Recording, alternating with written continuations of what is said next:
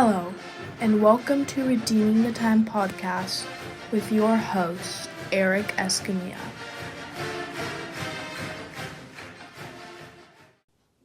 Hello, Karen. Hi, How are you? I'm doing wonderful.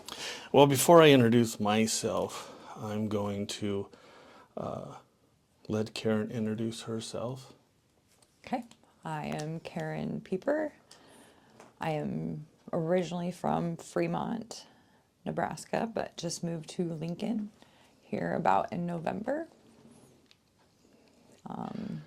I was wondering how to say her last name. It's pronounced Pieper, but Pieper? I get Piper a lot. Okay, that's what I would have probably Yes. said, so I'm glad you corrected that. I kind of go with it nowadays. If they say Piper, I just roll with it. And I'm Eric. I'm your host of Redeeming the Time podcast. We are on all social media, so you can watch Karen's video on YouTube and my Facebook, my personal Facebook, and then we have a Redeeming the Time podcast Facebook, Instagram, TikTok, and X. And so, Karen, how many months sober? I had 7 months on the 6th. How does that feel? Feels fantastic. It feels amazing. I never thought I would even be able to say that. So, Have you have you been sober longer, ever 7 months, or how? no. So, I had been sober off certain drugs that like meth for longer, but to be off everything, no, I have never been off everything for this long. And this is the first time? Yes. Oh, yeah. So that has to be a real good feeling. Oh, it feels amazing. To be going from where I never thought that I could do that to doing it, it's an experience that I don't even know how to describe. Nice, nice. And so, well, since you brought it up, let's go ahead and, the thing is, for me, it was just more, definitely in the latter years, more of alcohol. And that's what really got me caught up was the alcohol. Before we talk about addiction, who were you before substance entered your life? I was a happy, very active child. I come from an amazing family. I have 2 parents that are still madly in love. They have been married for over 50 years. I have 2 older sisters. Well, congratulations for 50 years. Yes, My yes. parents just hit 60. Yes. So, yeah, go ahead. Sorry. I love it. I love seeing them together. Yeah, so my upbringing was very good. I was very active in sports. I played volleyball, soccer, basketball, and I am missing one. Yes, there was another one. I can't think right now. But anyways, that was my year-round thing. I loved it. I enjoyed it. I had many friends. My childhood was just a great childhood. My family is very close. We are a very loving family. It was just your average, I would love to say all-American family, like just very joyful. Yeah, it was. So you were pretty athletic. Very athletic. My sisters were very athletic too, so it was just kind of cool. what our family did. It was very joyful, and I couldn't imagine a life without sports. So, you're an artist. I've seen some of your work. Yes. Did that come in later, or were you always kind of artistic at a young age? That came in later. That actually came in during the using part of my life. Okay. Well, and I don't want to jump too far because the next question is important. But as far as like, I always like to start where the younger years, right? because a lot of times, and for me, it was more trauma or pain from a younger year, right? The younger age. And so, kind of, if we were to start at a certain age, where either you notice change in your life, what age would we look at? 14. I was 14 when my life took a 180. I can tell you the month. It was June of 1997. I am very close to my grandma, Dolores. She was my everything. She taught me how to swim. She was just my best friend and my grandma. It was a morning that I will never forget. We found her and my step grandpa dead. It was a murder suicide. Up to that point, I had never seen anything like that. I've never saw murder. Like I said, I was into sports. That was my life. So crime and that was never a part of my life. Can we share your grandpa's name then? I would rather Okay, not. And he okay. was my step grandpa. Step So grandpa. Okay. Yep. Okay, and you know what? It's kind of shocking because I know we have talked, and I didn't know it was a murder suicide. Yep. So I'm Yep. sorry. Yeah, that I did not know that. yeah. Okay. Yep. So and you found them, or It was my family went to the house and knew something was wrong. And then they did call the police and the police came in that. But that was, it's a part of my life that my brain has stopped me from remembering parts of it. So there's only bits and pieces, and it's a part of my life I still don't really like to talk about. It's a hard thing to talk about. that's understandable. That's someone that close. Yes. They were, had just recently got married too, so they were traveling a lot. We had not seen them for a couple weeks, and they had been actually deceased for a couple weeks, so it was even more traumatic. But yeah, that was the day that my life took a 180 turn, and was never the same. And a lot of times, these questions that I ask are not only, it's more like what the audience is going to be kind of wondering about. Yeah. So you find this out at 14. Like anything else, it's probably shock, crying, whatever. But kind of what was if you remember, what was the mind, what was going on in your head when that happened, when you found out? I think at that moment, I didn't understand. And it was pure shock, but I remember when my dad told me exactly kind of what happened. I'll never forget his face. Just pure heartbreak.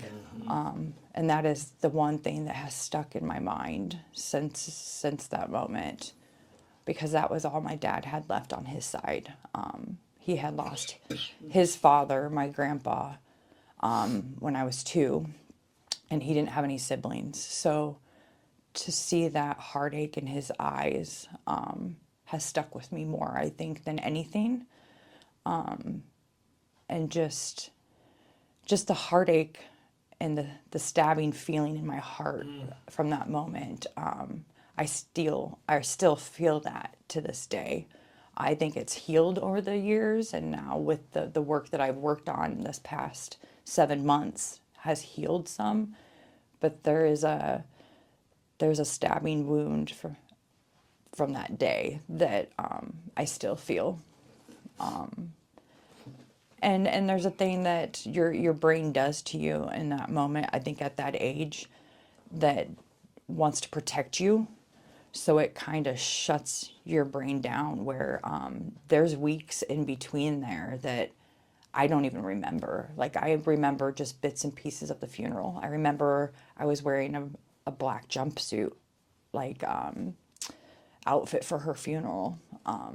but I don't remember the funeral. And there's things that I have tried to do with like cognitive, Cognitive, yeah. yeah, Cognitive. therapy that I did this, and I'm sure we'll talk about it later on, that I worked on this time around for my rehabilitation of being an addict, to try to remember that trauma.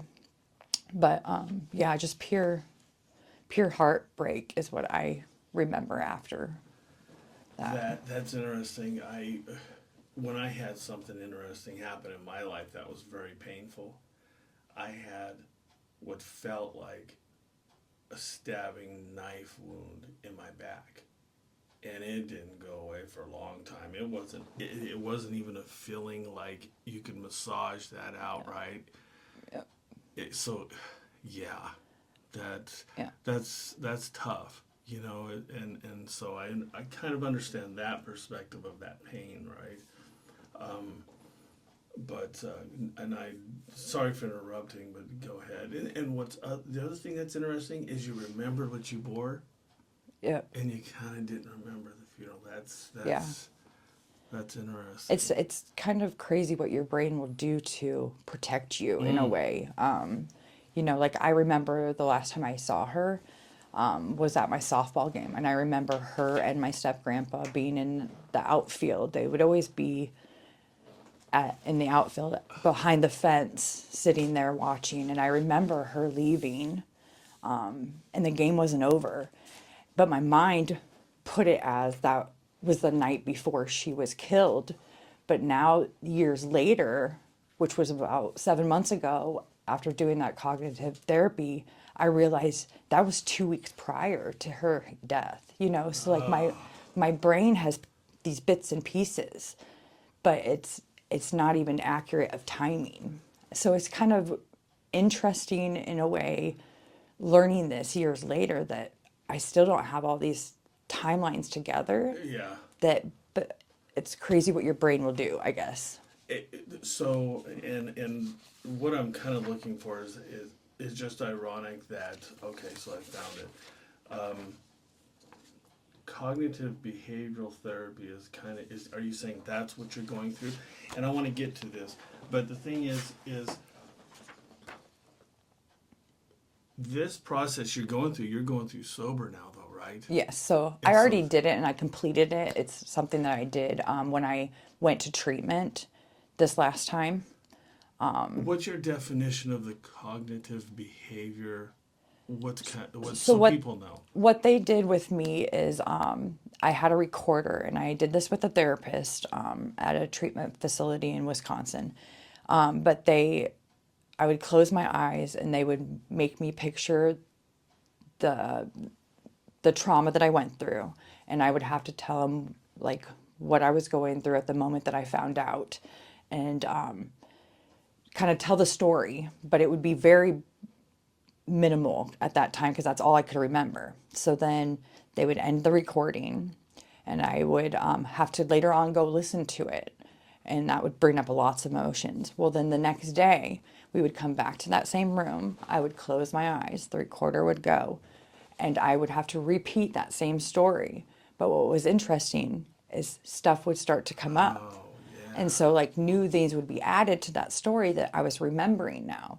And we would keep doing that every day for about 3 weeks I was there. And it was really, I don't even have a word for it. It was empowering. It was emotional. It was, every emotion went through me for that. It's basically changing, and I don't like the word, but it is what it is. Changing distorted or negative thoughts so that we can improve emotions and make healthier choices. Yep. And so all these, not flashbacks, but when pieces started to get put together, is that the healing? Yes. Okay. Yeah, 'cause I don't know much about cognitive behavior. And I think there's different types or different ways they go about doing that. But it was to heal, yes, a way of healing, and me moving past it. But this was the first time as you were sober, though. It wasn't back Correct. then. It was Correct. Okay. Correct. And the Yeah. healing. It was huge. So the healing process, does that take you back to how far back of a beginning of this pain and sorrow, or does, because you're sober, is there a different reaction to that? Does that make sense? Yes, there was a total different. I mean, there was still the pain, the hurt, but there was also like the weight coming off my shoulders Yeah. because I was finally releasing it. I was finally letting go of that pain, that hurt, that suffering, that anger that I was holding on to for so For so long, long. for 28 years. Ugh. It was huge. 28 years, and I'm not trying to go a different direction here, but 28 years, that probably affected, and I don't know, but it could have affected relationship with your friends, relationship with marriage, relationship with kids, because you're battling something inside that you may not know or do know, but have Oh to yeah. work through that. It affected every part of my life, every part. It affected work, it affected relationships with my family, boyfriends, my son, and loving myself even, it affected every aspect of my life. And I never realized the extent of what that event did to my life. Until I went to Wisconsin and I dealt with it, and I never knew the impact that truly had on my addiction. I mean, I knew that that's the reason kind of I started the addiction, but I never realized until I fixed that part of it that I was never going to recover. At what point did you feel that the numbing process, though? Did you think that the numbing process of the addiction was taking care of that pain? Yes, to a point, yes. Because it helped me not think about it. But then I have to admit, then the fun part of the addiction was probably what was kept me going at the beginning. But obviously then the addiction part, you're addicted. Yeah, So, yeah. And of course, but now that's 14 years old. yes. Whew, so 14 to the 18. Now, kind of either college or out of high school, dating, everything to like 21. Was that a pretty consistent amount of addiction? And at 14, when did you start any So, type of addiction then? like I said, my conscience and my mind kind of shut a lot of part of that uh, life out for me. So it's a little foggy, but roughly about 16 is when I was introduced to marijuana. And that is kind of where it started to be like, okay, this is helping the depression a little bit. This is helping the anxiety of life because I had lost a lot of friends after my grandma was killed. I'm sure it was frightening for them. This murder suicide was, don't quote me, but I'm pretty sure one of the first ones in Fremont. It was a big thing. It was on the news. It was on the TV news. It was, it was a big deal. Yeah. So I'm pretty sure it kind of maybe frightened my friends, and I isolated, I'm sure. So it's partly my fault too. I'm not going to say, not take blame in that. I isolated, but I quit sports, the one thing that I loved dearly. So that was the starting decline because I was depressed. I was anxious.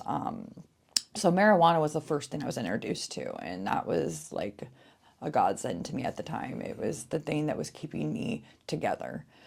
So then in high school, I started having problems with my ovaries. And so I had to have multiple surgeries during high school. I think I had close to 12 surgeries during my high school years. So then pain pills were introduced to me to help with the pain. That's when my addiction got pretty bad.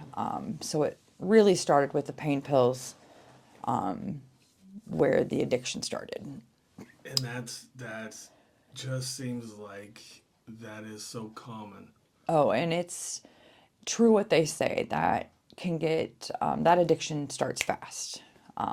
If Because you, that pain, it's almost immediate. That if it takes oh away yeah, from the whatever pain it is that's physical that it was meant for, and yeah. now it's But that numbing of any pain that I had emotionally was even more numb. So that was even more fabulous for me at that time because I wasn't feeling any emotional pain or physical pain. And it made me happy in a way. yeah. So that was pretty much my high school years was popping pills. Any kind of pain pill I could get. How did you get them? Doctor prescribed. Okay, so so it didn't like stop, and then now you're Correct. okay. Correct. It was all doctor prescribed. And I hate to say it, I this this doctor is well known in the town of Fremont. I'm not going to give a name, but to be a pill pusher. I believe, and I'm not. This is kind of hard for me to say because I know that I will be backed up by many in the town of Fremont, but he kind of ruined a lot of people's lives. He is known to push these pills to people. That's And another common thing with not a lot. I mean, there's a lot of doctors out there that will oh do that. yes, yes, they do. They're and I'm not Not talking pushing. bad about the doctors. No, and I'm not pushing blame either. I mean, it's still when you're an addict, it's still you're to blame for that. So please know that. But that was a hard time of my life, and I needed somebody that was an adult, somebody to help me at that time. You know what I mean? Too. And I So think it's also not the doctor's job to ask your emotional no, state, right? no, It's to take care of the actual. correct. And so we're not bashing. It's Oh just no, that in no. this situation, you felt from a lot of people that it was common that Yes. this gentleman did that. Yes, yes, yes. So that was my high school years, and then going into my 20s, I kind of had dabbled into cocaine a little bit, which that was even better than the pills. But that was also kind of back then a rich man's drug too, so I didn't always have the funds for that. But the pain pills were still my thing, and like I said, I started hopping around to even hospitals then, ERs to get Something's wrong with me. I need something. yeah. Okay. And that's when you're deeper into your addiction I don't know for other certain other drugs, but for pain pills, you fiend for that, and if you can't get that, you're gonna go find them, whether it's going to this town's ER or Yeah. and so I started getting into more of the shots of like morphine, Dilaudid, and I was good at faking what I needed, what You pain. almost do anything at Yeah. some point to make You sure do. you get that. You do, and it was pretty easy at that time to be able to do that. And so that was kind of my 20s 20s, like. and age, kind of No, I during mean my like 20 to 28, 20 to 21, or up to. I'd say up to even my 30s. Okay, Yeah, okay, okay. yeah. And that's kind of what I dealt with. So you had unbelievable trauma and pain from that situation. Yeah. What was the next thing that all of a sudden you're like, oh, this So happened, and then you're now doing either more or something different? So when I was 26, I became pregnant with my amazing son. And I quit using while I was pregnant, but I was also had back issues towards the end and that, so they would prescribe me a little bit of Tylenol 3 and that, which is still a narcotic. Yep. So in the end, I was still using. But after I had him, I had postpartum depression a little bit, and I had depression anyways, still from my grandma and everything else. So I think I was probably, I want to say about 30, in my early 30s, I had met somebody and they gave me my first hit of meth. And I will never forget that moment because I turned to that person and I said, "You just gave me my new addiction." And yeah, I will never forget that moment because I knew at that moment I am screwed. That first hit of You meth, knew it, huh? it's Wow. it changed everything for me at that moment too. I didn't need pills anymore. I didn't need to go to the ER anymore. I just needed meth. And it's crazy because I always told myself I would never do meth. I would never do heroin. I would never, you know, that's not the You drugs ain't I'm the gonna only do. one. I'll do cocaine, I'll do this, I'll do that, but I will never do. But yep, that first hit, I knew, oh crap, game over. This is How long did that stint run? I mean, the meth yeah, all the way until 7 months ago. really. Yes, So it worked. I mean, I didn't say it worked, but it was the that was cover up of everything yep. that took it. Oh wow. That was the game changer of the, I'd say, the worst part of my addiction years. Not that saying any of it was good, but that was the And no, and I think downfall. we're just again we're just telling the story. Yeah. This is what it is, and I know that obviously I'm no type of counselor or nothing. I'm just a host that provides guests with these stories that, as we've talked about, to just help other people, Yeah. right?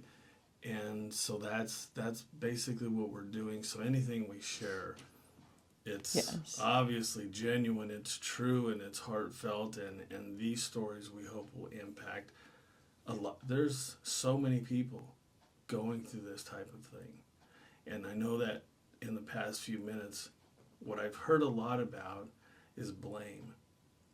And for my healing and what I've learned is that we can't blame our parents. No. They, like you said, they did the best they could. We can forgive them because that's the best thing to start the healing. And I think that's real important to be able to forgive them. And the other thing that's important is to not blame ourselves, Yeah. right? Because if someone didn't know better, but they were doing the best they can, that's where we were at. Yeah. And so what we do, sometimes we just can't even blame ourselves. And that's real important to try to, for me it was, is to not continue to blame myself. Well, I think that's what we do as addicts is we blame everybody else for everything. I mean, not just our addictions, but I mean, if our day goes wrong, it's somebody else's fault. It's our If excuse to not put it on ourselves. and it's our excuse to use more. Yeah.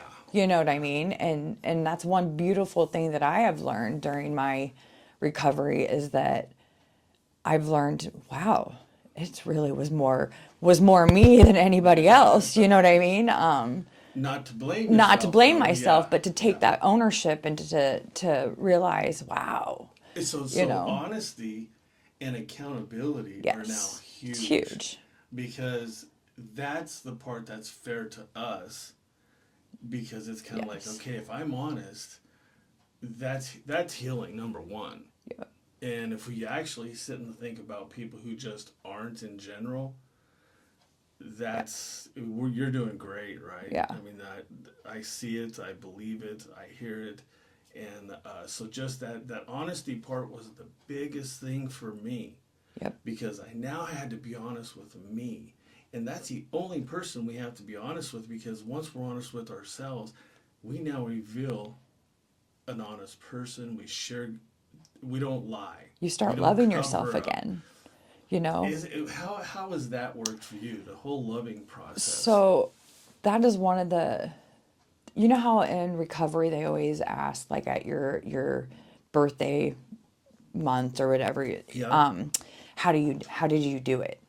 So for me, my biggest thing that I realized that I had not had in those 28 years was hope and love for myself. You had no hope, I had no hope and I right? had no love for myself. So I was always, for those 28 years, trying to find that love from somewhere else, from somewhere else. You know what I mean? And you can't, when you're in addiction, you're never going to find that love from somebody else.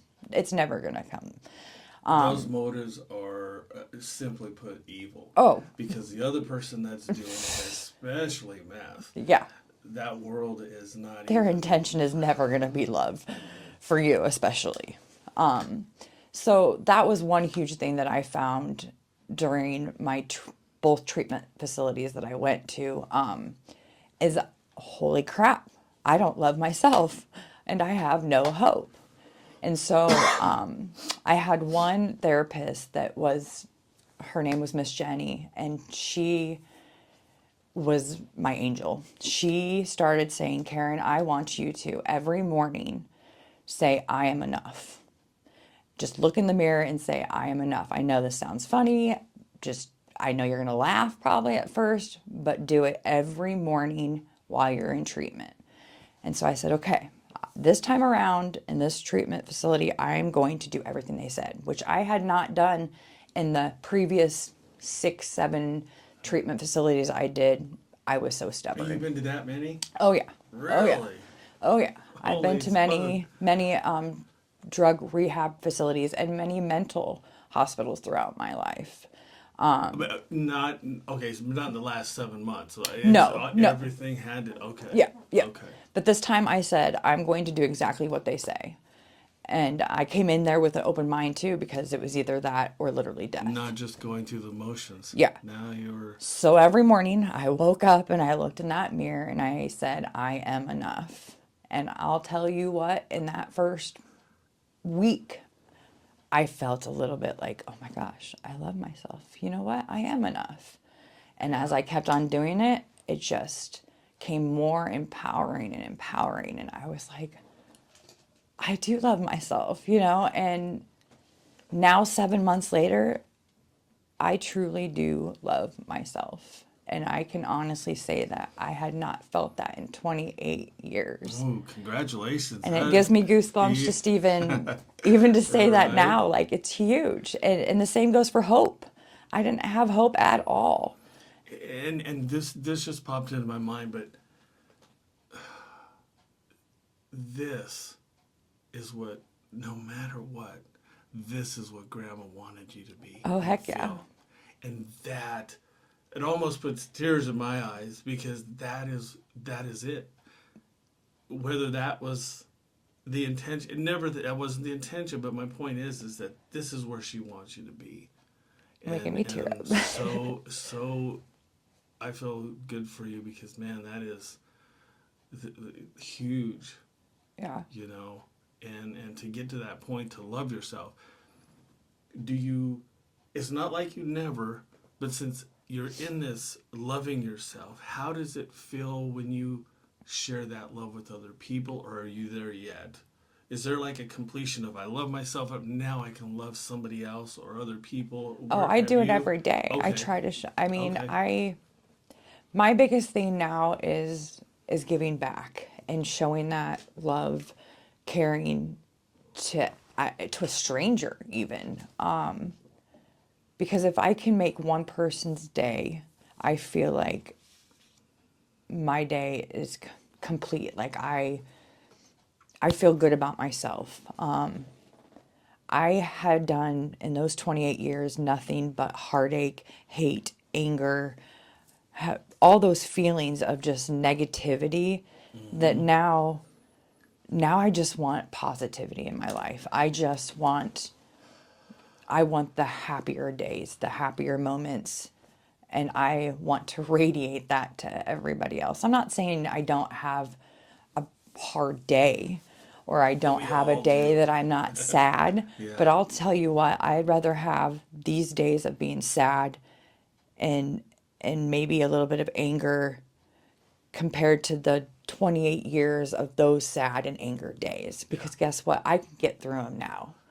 I can get through these hard days. Those days defeated us. Oh, yeah. And I tell you what, sometimes, you know, and that's the honest part about this, recovering from the mental torture that we put ourselves through with the drugs, the lifestyle, is still kind of tough after 5.5 years of sober, to not let that horrible part of my mind tell me things. But at the same time, it's such a good feeling to defeat that. Yeah.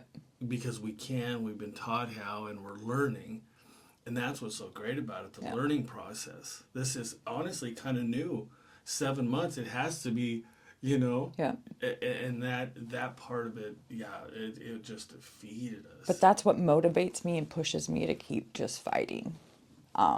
Because I was at my lowest point when I came to Lincoln. I literally came to Lincoln with no game plan. I came with a couple book bags of clothes.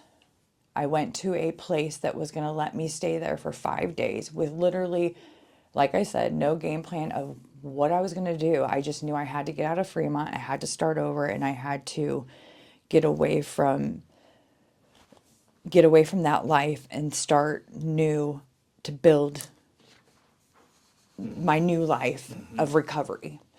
And I knew that's what I needed. But I'll tell you what, and it still gives me goosebumps thinking about, but like knowing that I had no money, those 2 bags, 5 days to figure this out, was still a better life. And I was still smiling, I was still happy, and it was still better than those 28 years of using. And I figured it out. I figured it out in 24 hours. I was in an Oxford house, and I figured it out. And I've never looked back, and that light bulb went off. It did. And then, I'm not trying to backtrack here, but I think this is a good point for this question: is what did addiction cost you? And I think we might have hit it, but it sounded like it cost you Everything in almost my life. I have over the last, well, probably the whole 28 years, but the last 10 years of my addiction, I made some poor choices when it came to men, and I'll be honest. I'm a very gullible person, and I want to see the good in everybody, and believe what people say. Like, yeah. and Benefit of the doubt. Yeah. You know, they have me as far as their what they're concerned. Yeah. Yeah. I get it. And so the last one was pretty bad, and I chose that person over my son, my family, and obviously ended up not being what I thought it was. Again. And at that moment, my son said these words to me that he had never said during his whole life, and I need to backtrack a little bit. Sure. My son and I are very close. He, like I said, he is an amazing young man, and I am blessed to have him as my child. And he knows about my addiction, and has still always had my back. And he said to me, "Mom, I need you to not contact me. I need you to give me some time." And he had never said that to me. And that was, How old was he? he was 17 at the time. 17, showing his mom, who was how old? I was 42 at that time. Showing you tough love. Yep. And those were my rock bottom, which is crazy because I had even worse rock bottoms, not to say that wasn't, but those were my rock bottom words, like the final of hearing my son say, you know, this is, I need you to back off and not talk to me. And so I went home, and I took all my sleeping pills pretty much that I had. I shouldn't say all, but I took quite a few, and I wanted to end my life. Thankfully, I couldn't even achieve that. But that was the moment at the ER when I finally came to that I said it was my spiritual awakening is what Yeah. I should say. And that was the moment that I knew I have to get better. I have to do this. And from that moment on is when I went to treatment and I made that How does choice. your son? How does your son now We're react to? Well, how does he feel about everything that the 7 months, the last 7 months? So he is so happy now. We actually just saw each other last weekend, and he tells me he's proud of me, that he sees that change. Because if there's one thing, and I think a lot of addicts can relate to this too, is that we like to tell our loved ones, I'm going to change, and I had said that over and over again during my addiction. I'm going to change. I promise. This time I'm going to change. Send me to rehab again. I'll do it this time. I said that numerous times. Well, this time going into treatment, I knew that I couldn't talk the talk. I had to actually walk the walk. So I wasn't telling them that I'm going to change. I said I'm going to show them, and it's proving that this time, because now I have a mom that is telling me I'm proud of you, which I had not heard in years. I have a son that's telling me I'm proud of you. I have my son's father telling me, I see that change. So I know I'm doing the right thing now. I can see it not only in myself, but I can hear it in my loved ones. And so that's empowering in itself. So what does what does your daily life look like now? It's hard to compare that many years, but to 7 months. But like now, on your daily, what is your daily routine, or what does it look like that helps your healing? It's constantly being busy, like staying busy for me. But waking up, and I am one that I have to do my gratitude list, what I'm grateful for. Yep. So the first thing when I wake up is I am thinking about what I'm grateful for. And usually that is I'm grateful for waking up sober. Yeah. That's huge for me, Yeah. and I do say the Serenity Prayer every morning. That is my big thing, because if there is one thing, we can't control everything. We can only control what's in ourselves and for us. I And so in am, the beginning of the Serenity Prayer, it's God, yeah, right? yeah. Is there, and you can answer this after you finish, but I wanted to mention this because is there faith in God in your life, or is there So a higher power? What is your? I will be honest. So I was raised Catholic. Okay. That is how I was raised.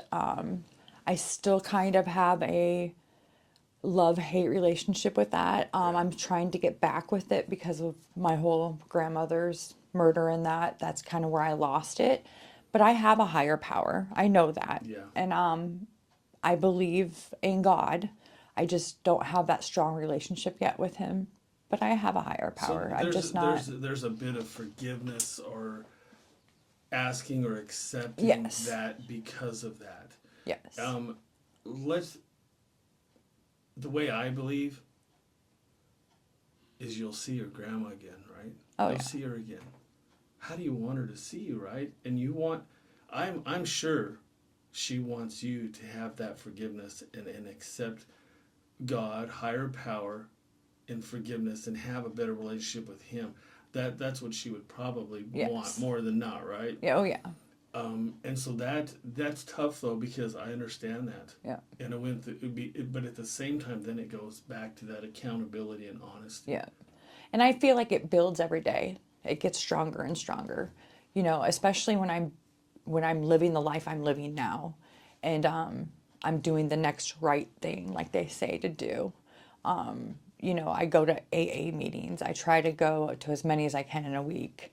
I'm working the steps, which I had never done in the years that I Makes a tried. difference, doesn't it? And it's crazy how much that helps. And I used to be not a believer in that. Like, I was like, I'm not going to do those steps. Nope. Not going to, my character defects. Heck no. We're not going to talk about those. You I know, don't have any. yeah, I have none at all. But I realize now when I don't do those things, if I don't go to a meeting or if I don't do the next right thing or if I don't work those steps, my day's off. Like, and I can feel that energy. Different balance. Oh, yeah. Oh, yeah. So then that's when I realized, okay, I need to do a meeting or I need to work the steps or I need to talk to my roommates or something. But the difference is that I stay busy. I keep my mind busy. But I just love life. I live life. What does it feel like? Because my recovery, my steps, or the way I've stood sober, has been helping people. The podcast does do that, but at the same time, I still choose some form of isolation, and that isolation is positive. It's not negative. But when you decide to just chill by yourself, nobody's around, what does Karen, what does she do? What's going on? So I like to do different types of art or it's kind of funny. I call myself a bipolar artist just because I do so many different sorts of different art. Like I like to refurbish furniture, but yet then I like to go and I do book folding art or one day I like to paint on a piece of wood or I will create something out of wood. That is my therapy. That is my isolation kind of thing I like to do. So it's not one thing. It's different things. I And do that's cool. tons of That different tells you, things. well, that kind of tells me how that's the creativity part in you. And that I did not learn until I was using that I even had. I thought I was just an athlete. I had no idea that I had this whole other part of me that was creative until I got into the meth using, actually, which was kind of crazy to me. But Yeah. but that's what I did when I used meth. I isolated and I did art. So now that's kind of where you focus in on that alone time is Yeah. the art.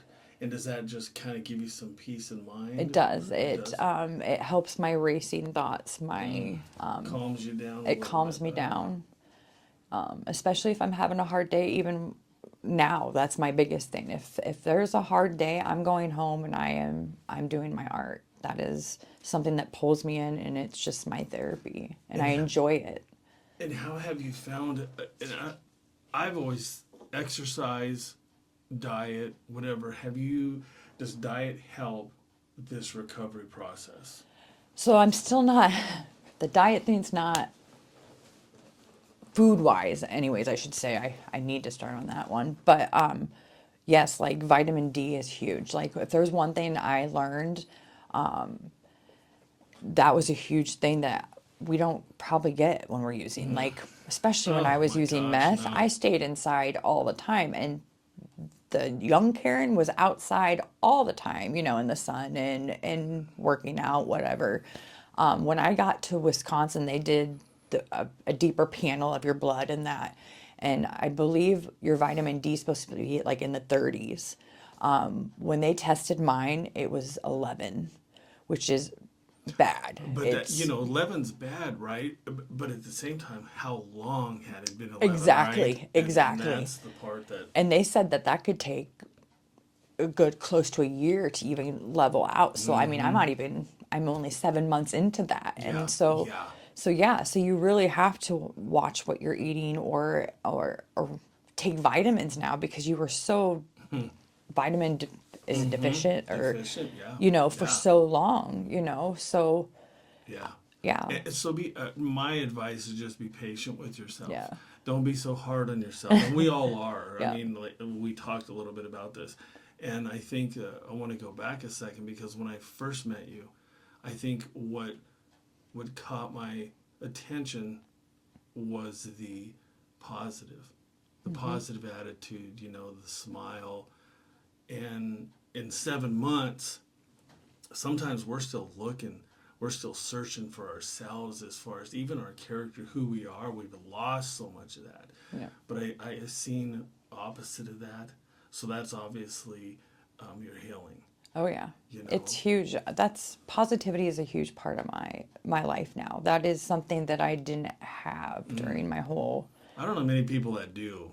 You know what I mean? When they're in any form of addiction, I mean, they're covering up the real person. Yeah. You were this athletic person. You were this outside all the time. Yeah. And you lost some of that, and now it's slowly coming back. And looking back at it now, during my early years before the addiction, I was that positive kid too. You know what I mean? I had a lot of friends. I was in student council and that, so it's kind of neat to see that this right now is that little kid too. You know what I mean? That's Oh yeah. it's empowering to see that too, that I'm You back. can I'm nurture back. that. Yeah, you like kind of nurture that that young. I've mentioned it before, but when I went to treatment once, it helped. And I think the one thing that they did that really always sticks out in my mind is that they had us bring us a picture. I think I was 6 years old in this picture. We were to bring out a picture of when we were young. And that 6-year-old, we were to look at. For me, it was look at the picture and tell that picture, that little boy, you're so Yes. sorry. I didn't mean to do this to you, because that, and that's, it kind Yeah. of falls also on you, like your son, right? yeah. You kind of, whatever happened there, he's seen that, he went through it, he didn't need to, it wasn't his fault, it was nobody to blame. And so when I did that, that's probably what made my healing a lot more impactful to myself, because man, that little kid didn't deserve that. I love that you brought that up, because when I actually went to Betty Ford in California, right before COVID. Well, it was when COVID hit actually, and they would do a meditation thing in the morning, and they did one where they brought you back to that little girl, that little boy, and I remember just breaking into tears, because they were like, what would you say to that little girl? And you're right, it's so impactful to be with that little girl. And I remember picturing myself at age 13 before it all went down, and yeah, it's so impactful, and it just went straight to my heart, and I'm just like, oh my gosh, like I want to just hold her and be like, everything's gonna be okay, like we And can of course, do this. now we're in our 30s, 40s, and 50s. We got to be careful. Don't jump on that bike and enjoy Exactly, life. exactly. Got to learn how to ride Yeah. it again. Yeah, Which yeah. is a really, really good feeling. And it's amazing, because like I remember when I first got sober this time around, but like taste, smell, sound, everything is so different. You know what I mean? Like, but it's amazing. Like I love it, and that's like I can't wait till the spring in Lincoln living here, because it's gonna be a freaking awesome. Yeah. Like, you know what I mean? Well, Like, and if you like to garden, I have a big garden. You're more willing to come out and help. Yeah, but no, you know what I it mean? really Like is. your senses are just so much different now. Yeah. Like, and it's just It's a new beginning. it's you know. exciting. And what I like to tell people is that where we're at in our sobriety, especially in the early months, is everything is so brand new, and if we treat it that way, Yep. that just makes us a stronger person, better than what we were even before. And I think that's what's exciting. Yeah.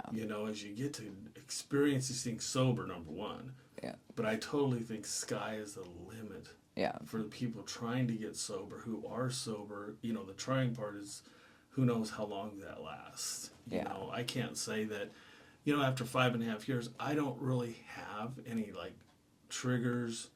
I don't crave anything, but I also think that has to do with proper healing. Yeah. And from the way I you're agree. going, I think you're totally in that realm of like, the proper healing to be able to succeed in anything that you do. Well, and being honest, I truly, I hate the drugs. This time around, I truly hate it. And that's what keeps me fighting to stay sober too, is I just hate it. The way I ended, like, trying to kill myself, that is the lowest of low. Yeah. And to see the hurt that caused my parents and my son, I don't want to go back. You know what I mean? That right there just made me hate it even more. And that's why I keep fighting. And I know I haven't seen maybe another trauma or something difficult in my life yet to test that, but I just And hopefully you don't have to. exactly. But how I looked at it was not thinking that maybe it expected, right? But it's more so the little things. Yeah. That, I mean, when you get an electric bill that's normally 20 that you paid during your addiction, now it's 150. I took the little things. Yeah. And I used that as this, like, oh my God, what, and then if you start with little things and work up to it, you kind of build this endurance, you build this enough strength Yeah. to be able to get through things. But that's the thing too, like while I was using, like, the littlest things were the end of the world. Like, you know what I mean? Like, I just can't do this anymore. And it was like the dumbest and And that's what the drugs smallest do things. to you. Yeah. They amplify something that's not really necessarily even there. And then not so much that everybody else's doesn't have some form of addiction, but it's just the fact that working through it in these steps and levels, Yeah. the way we do it is kind of I want to say proper, but we get through it. But now that those same things might pop up, and I'm like, I might be at first be like a little distraught or a little Yeah. upset, but then I'm like, I know I can get through this. Like, it's way easier now sober to And get it through feels it. better after you get through that. And And- that's the growth, that's the strength, Yeah. that's what we keep pursuing. And I will say that's when I do say the Serenity Prayer again, because it does, for some reason, that Serenity Prayer, when you say it during a difficult or a frustrating time or a sad time, for some reason, it just, for me, it Yeah. gives me that moment just to breathe and I don't know. So do you get outside that box of the Serenity Prayer into an actual prayer? And I'm not sure how Catholics, pray or whatnot, but for me, prayer is huge. And I don't know, when I wake up in the morning, I do everything similar to you. I get up and say, okay, man, I'm sober today. I feel good. But then I have to thank somebody. And so for me, I thank God. And that kind of starts my prayer. I don't ever know if I say amen. I'm talking to God all day. Now, I don't know if that's because maybe there's more years I've learned more. I don't know. Yeah. But what I'm wondering is, like, do you take it farther than that prayer, or is that kind of the go-to at this point? I talk to my higher power throughout the whole day too. Like, there's different signs throughout the day too Yeah. that I notice. Like, there'll be certain songs that'll come on. Like, if I'm having a hard time with this, it's kind of funny. I'll turn on the radio and there's like a song that kind of goes with what's going on in my life at that moment. That's saying, like, that's powerful for some. I don't know if Yeah. that sounds weird. Yeah. But No, it it happens doesn't. to me all the time. Or there'll be something on a sign that pops up, or you know what I mean? Yeah. Like, it's crazy the signs that you can see throughout the day that I feel like that's my higher power Yeah. kind of putting those out there for me, which is it's And crazy, but that's kind of it's what I was so wondering. empowering that way too, you Yeah. know. Looking for the signs that are the positive signs. Or, like, Before, even- it was not like that. No. A lot of people sit and watch cops on TV, or they watch all this terrible stuff during even the addiction, whatever it be. It's like, well, what's that feeding your mind? Yeah. And now you're saying, oh, you see these signs and it helps you. Yeah. It's healthy. And then also another thing I do, and I hate to like bring up Facebook because sometimes it's not always a great thing, but like during my using with Facebook, even it was always negative things that I would put out, like, oh, my life is horrible, blah blah blah blah blah, and it's like now every morning I try to put out a positive morning thing. And I always, always say to all the beautiful people, I love you. Yeah. And I don't know all the people, all the followers I have, but I want them to know I truly do care about them. And I truly want them to have an awesome day. I truly want them to, everything they want to succeed that day. And that is truly coming from the bottom of my heart. Like, because I don't want anybody to suffer like I did with addiction. I don't want anybody to have a bad day because that's just not who I am. Like, I have that pure heart. I always had that pure heart. I just never was able to show it or to push it out there because I was hiding it with that addiction. It was Well, it and was there's a down lot there. to say about the pain and trauma that you went through, right? And now that you're able to go be sober and go through that in a proper way, a healing way, that's what's bringing that out of you. Yeah. And empathy, That's a huge part of me. I guess I never had it because my sister the other day, when I was telling her I had another podcast, I was like, one podcast, believe it or not, really does make me feel good. I bet. And I told her that, and I was like, and it almost put tears in my eyes because I was like, man, I got another one. She's like, Eric, that's empathy. Yeah. And I must have never had that, obviously. See, and I've always had empathy, even in my using. Like, I know some people don't always believe in empathy or believe that there's empathetic people, but there truly is. And I never really truly knew I had it till more the ending of my addiction. But like, I can walk into a room and I can feel the energy, or I can feel when things shift. But now, like, I just want to give that positive, like, you know what I mean? I want to change that mood of that room. Yeah. I just, I can feel when somebody's hurting. I can feel when somebody's angry, like, and it used to overcome me, like my whole body. And now I've learned to kind of control that part of it. But I don't know. We control what we can control, and I think that that's the best thing. And people definitely are going to notice that when you walk into the room, that you're positive, and they're like, yeah, they'll be more inclined to probably change a little bit of how they're feeling or acting or whatever it be. So yeah, that's a good thing. But that kind of leads me to the next question. For someone who is listening to you right now who feels trapped and ashamed, what would you want them to know from the other side of this? I know that they probably have heard this many times, but you can overcome this. You can love yourself again. Shame is going to be a part of addiction. Shame is going to be something that you're going to feel, but you can overcome that. I never thought that was going to be a part of my life. I never thought that I was going to have a life other than addiction. But it's hard to say into words.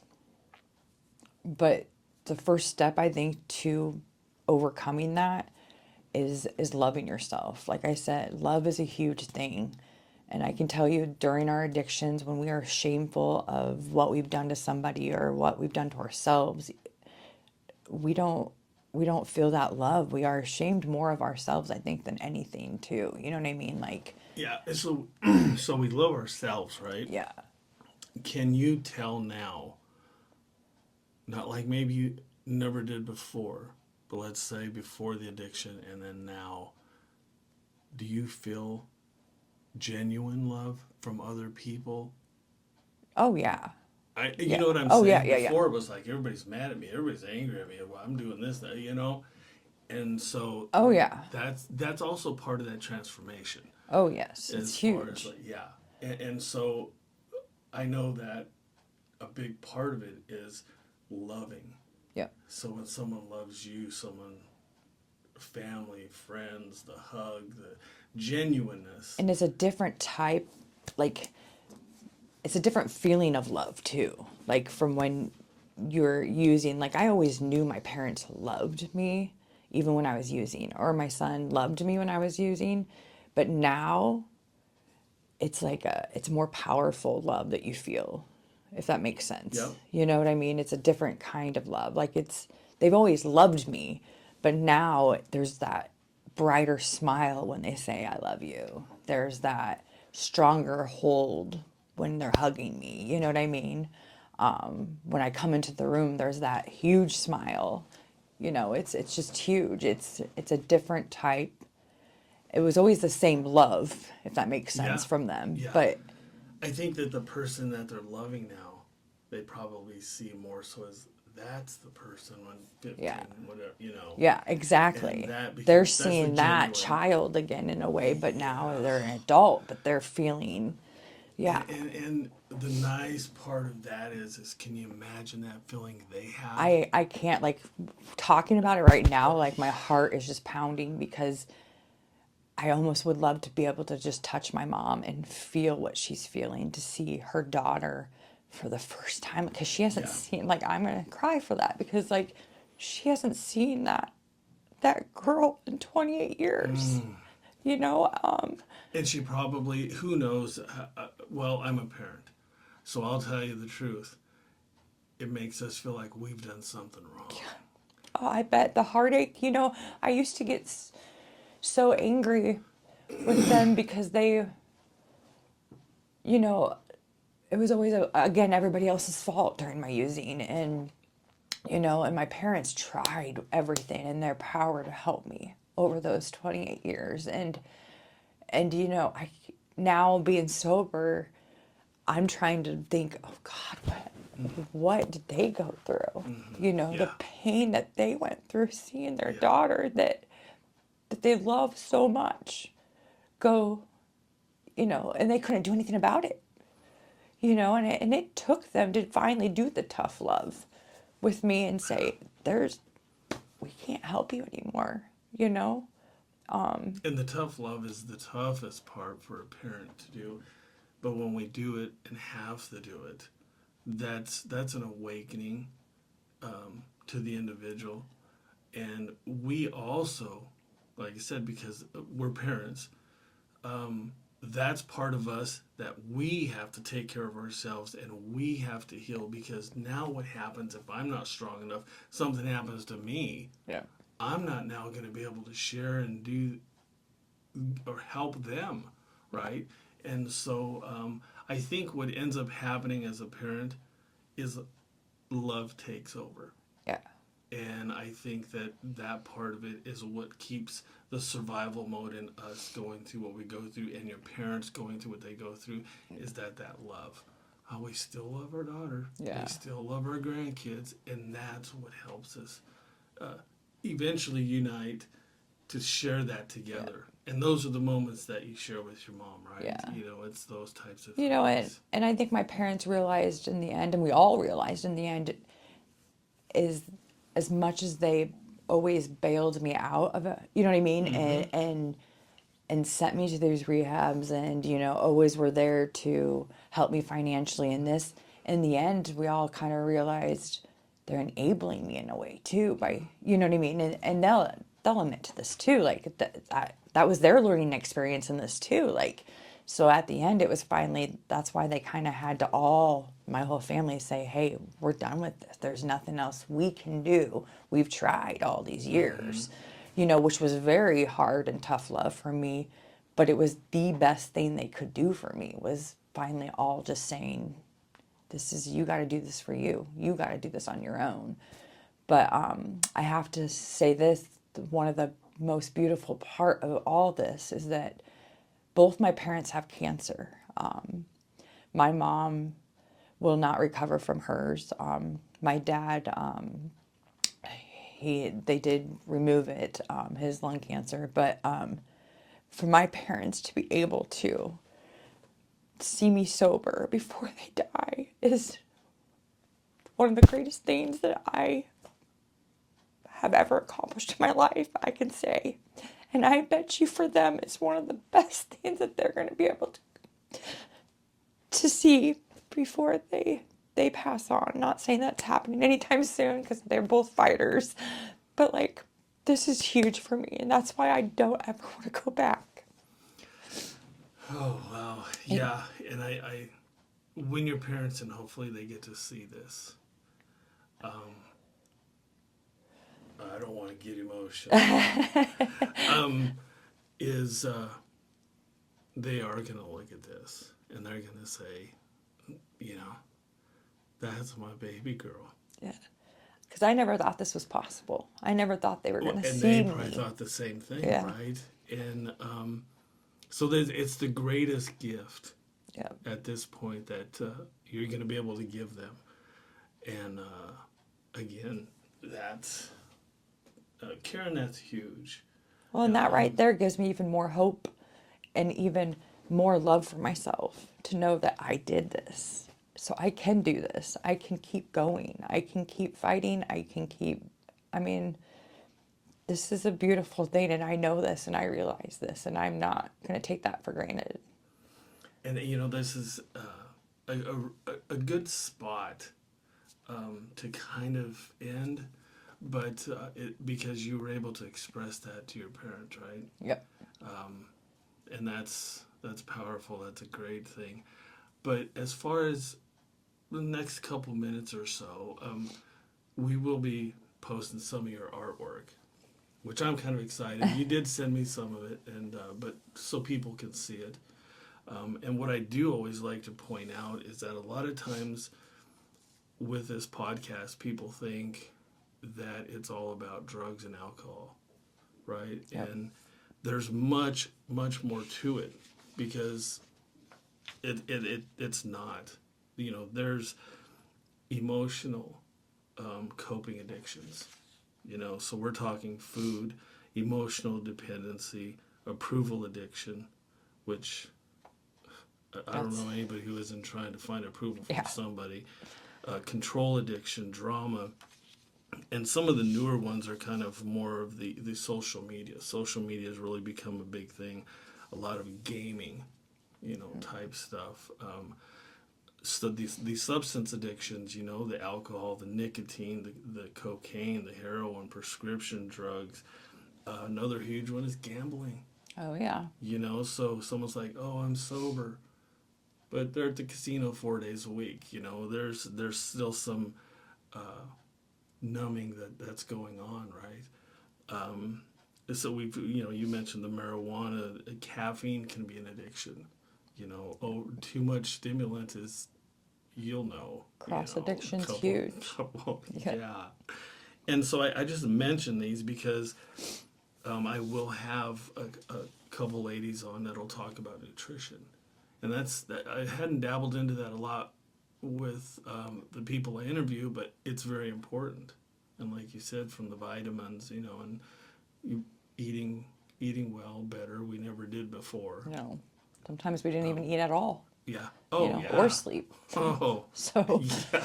Awake for 5 days or whatever it be. Yeah. Oh, can you imagine your poor body? Holy cow, I need 8 hours of sleep or my body's going nuts. Yeah. So, Karen, I really appreciate you sharing your story. I know a lot of people are going to see this. And to kind of just end it, what would be what you would just want to share with people that are watching? I just want people to know that you can do this. I know I've repeated myself now a couple times with this, but like I truly was somebody that did not believe that this was ever going to be a possibility for me. So if I can change one person's thought process in this by them watching this video, I want them to know that you can find hope, you can find love for yourself, and you can do this. Just reach out to somebody, whether it's whoever. I mean, anybody. but you can do this. Just start somewhere. But yeah, I just appreciate you having me on here. My next path in life is to hopefully be able to help the next suffering, because I want nothing more than to help stop this epidemic, because this is what it is, and it does not discriminate, and I just want to help that next person. But you guys can do this. I know you can. So thank you. You're welcome. And I think that for people watching, this is what recovery, honesty is all about. And so sharing this story is sometimes not always easy for all of us. But the fact that we want to help other people is probably the most important thing that I want people to see who watch the podcast, is we're here to help, not judge.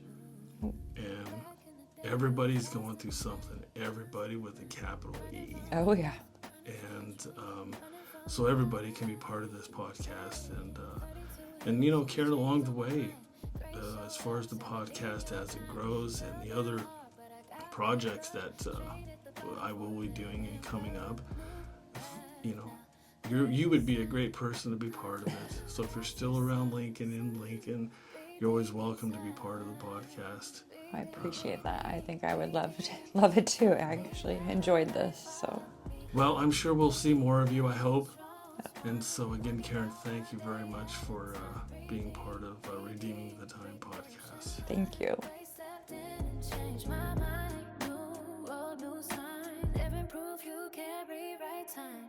Used to chase every high I could find. Now I'm chasing purpose in my mind. From addiction to a mission line. Helping souls redeem that time. Podcast voice, truth is a rhyme.